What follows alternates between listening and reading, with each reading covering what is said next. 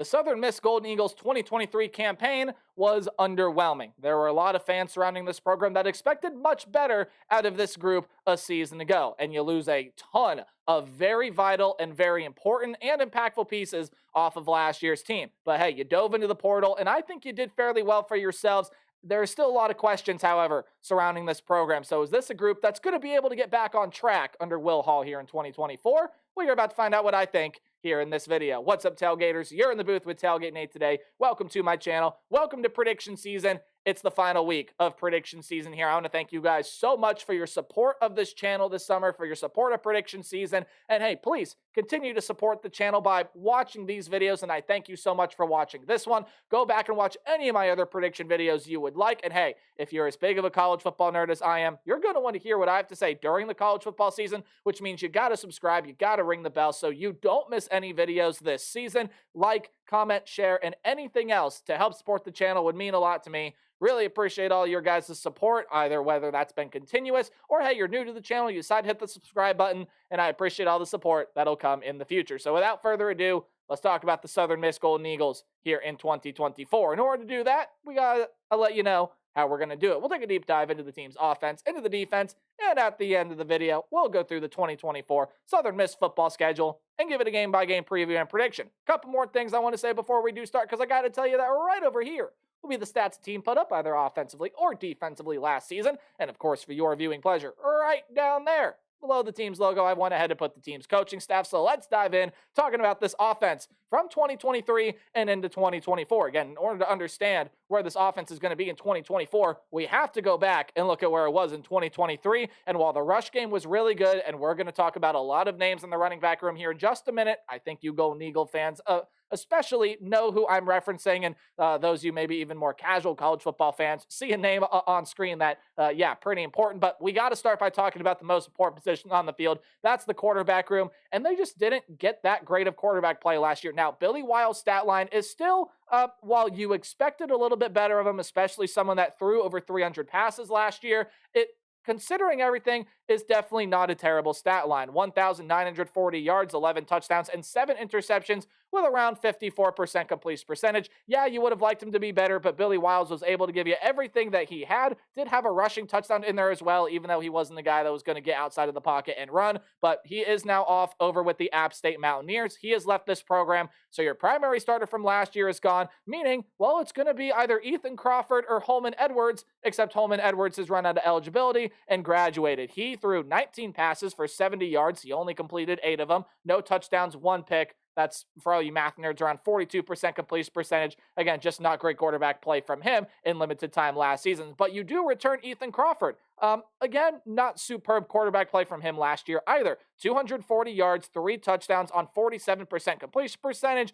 He went 17 of 36 last season. So, yeah, you would like to see Ethan Crawford get better, but I don't think he's going to be the starter this year. I think that's going to be Florida State transfer Tate Rodemaker, and he was really able to step in to a big role with the Seminoles last year once Jordan Travis went down, and had himself a pretty darn good closeout to last season. And he went 32 of 56 last year, 510 yards and 5 touchdowns. The completions, the yards, the touchdowns, even the yards per completion were all career highs for Rodemaker last year. He's been in college football for a long time, has not seen the field as much as I know Tate Rodemaker would have liked, but this is his chance to put on, showcase what he showed us at Florida State last year and to elevate this Southern Miss offense. Let's look at the talent that's going to be around him. And in my intro to talking about the offense, I kind of foreshadowed a pretty big, important, significant name, and that is Frank Gore Jr. The son of NFL legend Frank Gore is leaving to go try to follow in his pop's footsteps. He is off to the NFL, and for good reason. He's a really darn good player. 1,131 yards. He had 231 carries, and in those, 10 of them went for touchdowns. Really good running back last season, and Frank Gore will be missed by this offense. This is still an offense that uses the slot back position. I'll tell you who's going to be playing slot back here in a little bit for this team, but I got to tell you about who is going to be carrying the rock for this group. That is going to be Rodriguez Clark, who was the second leading rusher last year, and Kenyon Clay, who was the third leading rusher off of last year's team.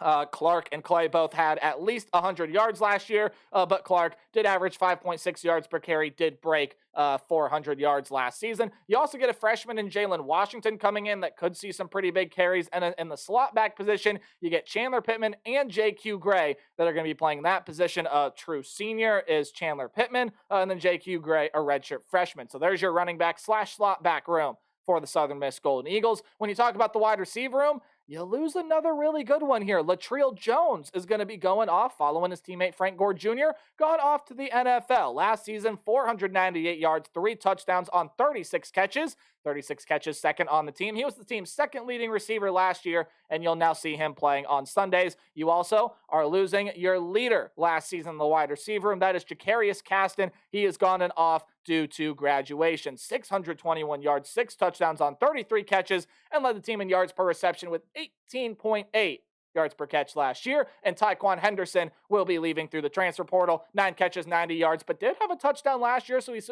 provided some significance to this team. He will be leaving the team as well. Tight end room, you do lose Cole Cavallo. Cavallo, however you pronounce that last name, gone and off due to graduation as well. Again, much like Jacarius Caston. So when you take a look at the wide receiver room and who comes back / who comes in, well, you did pretty well for yourself in the transfer portal here with the talent you brought in the wide receiver and the tight end room. We'll talk about them when they get there, but I got to tell you that Tyquelin Mims is going to be coming back. He'll be in contention for the leading receiver this year, 445 yards on the team high, 39 catches. Also had 2 touchdowns last season. You also do get back Javion Butler and Davis Dalton, depth guys from last year that'll see bigger roles this season, but again, a ton of talent coming in through the transfer portal. A guy that's expected to play some really big minutes for you is Larry Simmons. He is coming over there from Ole Miss.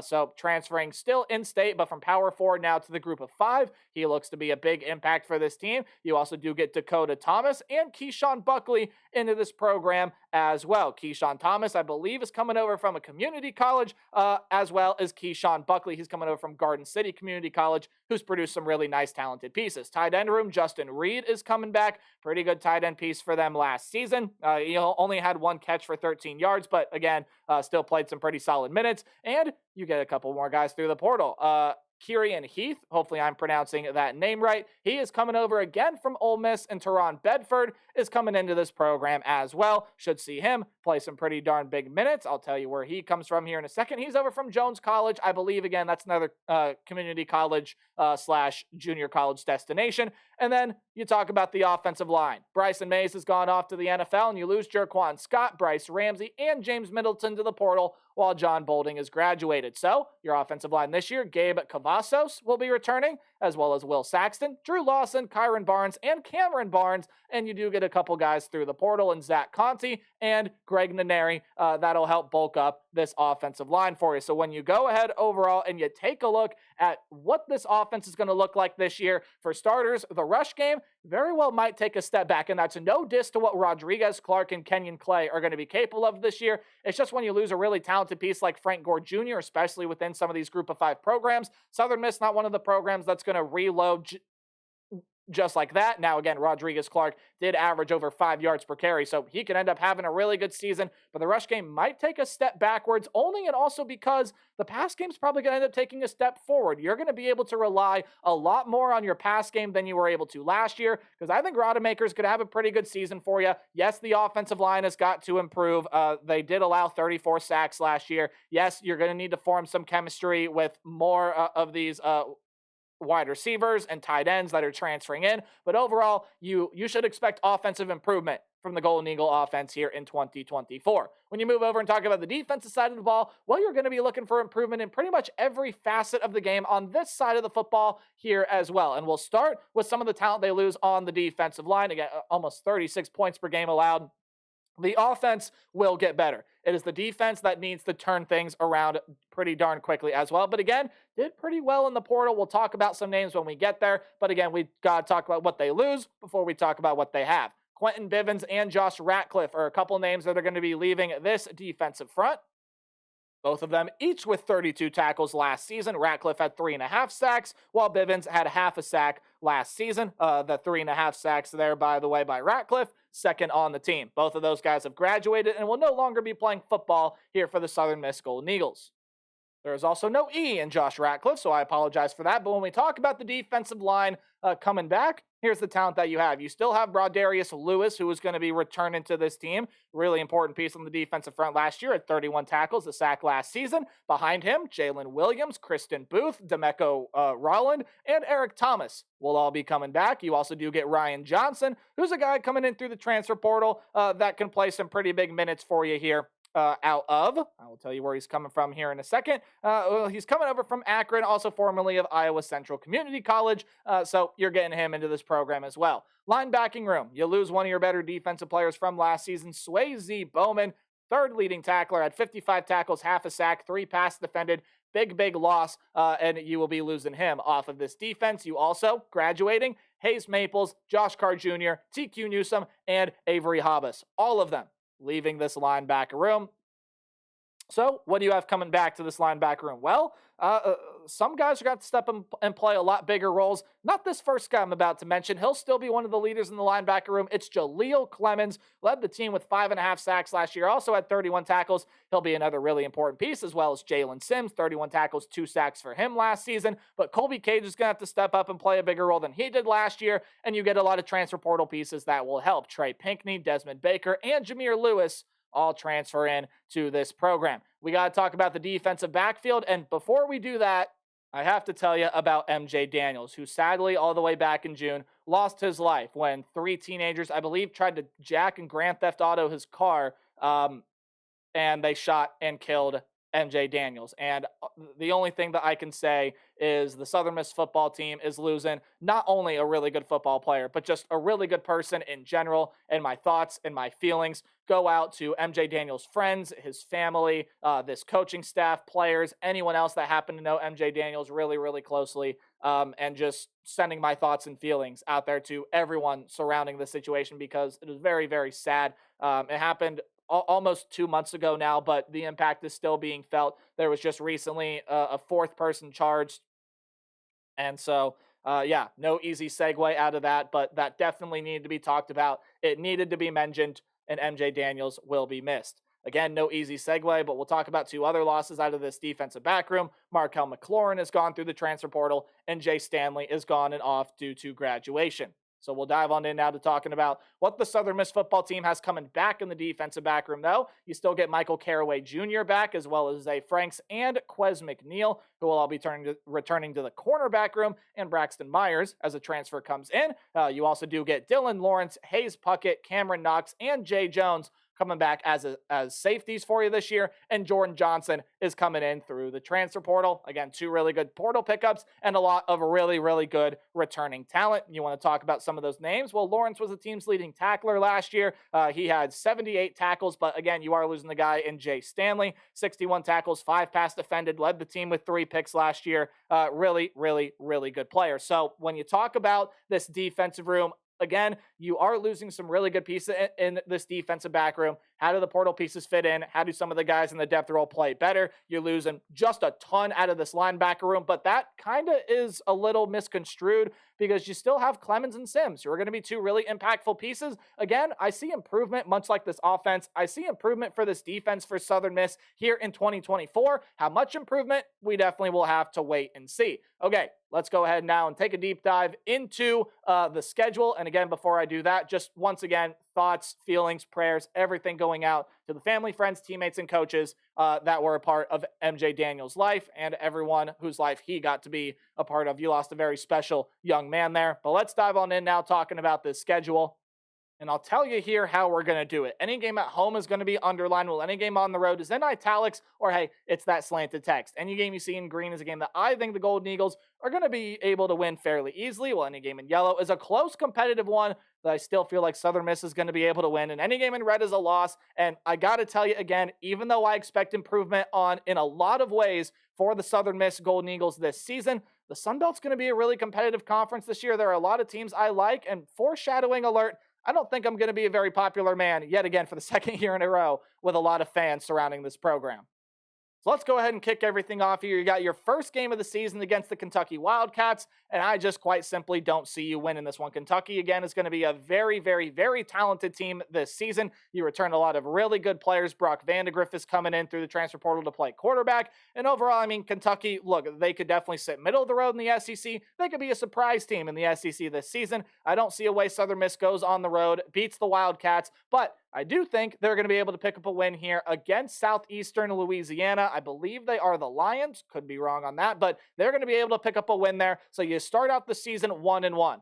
Well, the rest of non-conference is definitely very tough for it. Even though this game is at home, you're going to get to go up against a South Florida team that's going to be one of the best teams in the American Athletic this season. Why? Well, they do return a ton of talent that helped this team really excel and just get above everyone's expectations of them, including my own last season, and now there's a lot expected of them this year. You get Byron Brown, Naquan Wright, Michael Brown-Stevens, Sean Atkins, and some really good transfers coming in / coming back on this offense. Some really good defensive pieces come back, including just a ton of really good players in that defensive front seven, and hey, they're going to be a team to watch out for this year in the American Athletic. They can push for a conference title, and I think they're going to be beating the Southern Miss Golden Eagles, as do I think the Jacksonville State Gamecocks will. Now, I know Zion Webb no longer there, and they still are losing some important pieces off of last year's team, but all in all, guys, this is still going to be a very talented Jacksonville State team, and the FCS to FBS transition, they will not just be a one-year story. Rich Rod has a very good system in here with this team.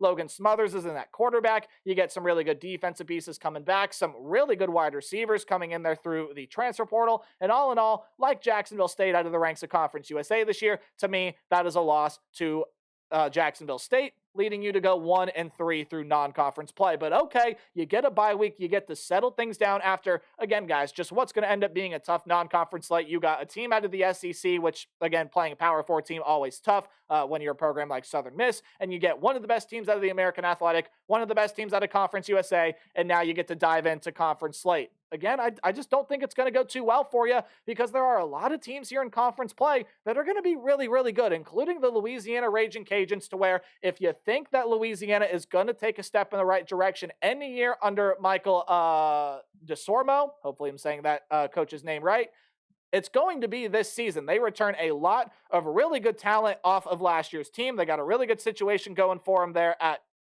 quarterback.